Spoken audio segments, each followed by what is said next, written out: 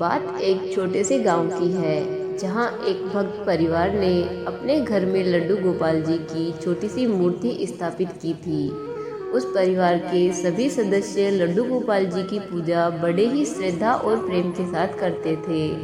गांव में यह मान्यता थी कि लड्डू गोपाल जी की मूर्ति के दर्शनों से भक्तों की हर मनोकामना पूरी होती है। एक दिन उस परिवार के छोटे बेटे को गंभीर बीमारी हो गई। बच्चे की हालत दिनों दिन बिगड़ती जा रही थी। डॉक्टरों ने जवाब दे दिया और माता पिता दुख में डूब गए। उन्होंने भगवान से प्रार्थना की और अपने लड्डू गोपाल जी से चमत्कार की आस लगाए बैठे रहे। एक रात बच्चे की मां ने देखा कि उसकी मूर्ति से प्रकाश का तेज निकल रहा है, मानो खुद भगवान बाल कृष्ण सजीव हो उठे हो। पहले तो उसे लगा कि शायद वह सपना देख रही है, लेकिन जब उसने अपनी आंखों से यह चमत्कार देखा तो उसका विश्वास और भी बढ़ गया। उसने मन ही मन लड्डू गोपाल से प्रार्थना की, हे ठाकुर, मेरे बेटे को स्वस्थ कर दो। अगले ही दिन उनके घर में अजीब घटनाएं घटने लगी। परिवार के लोगों ने देखा कि लड्डू गोपाल की मूर्ति का आकार बदल रहा है। वह अचानक बड़े आकार में बदलती जा रही थी। यह देख उनके मन में श्रद्धा और बढ़ गई और गांव में इस घटना की चर्चा चारों ओर फैल गई। हर कोई चमत्कार देखने उनके घर आने लगा।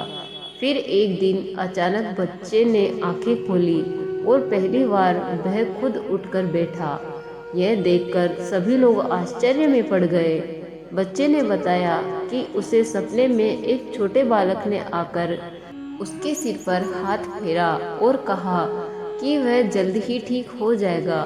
ये सुनते ही सभी की आंखें लड्डू गोपाल जी की ओर मुड़ गई। तभी उन्होंने देखा कि उनकी मूर्ति से हल्की सी मुस्कान आ रही थी। सब समझ गए कि यह चमत्कार स्वयं लड्डू गोपाल जी ने किया है। यह चमत्कार सुनकर आसपास के गांव से भी लोग उस परिवार से मिलने आने लगे। इस घटना के बाद उस परिवार की श्रद्धा और भी गहरी हो गई और गांव में लड्डू गोपाल जी का नाम बड़े आदर और सम्मान से लिया जाने लगा। कहते हैं आज भी जब कोई भक्त उस गांव में लड्डू गोपाल जी के दर्शन करता है तो उसकी सभी मनोकामनाएं अवश्य पूरी होती है।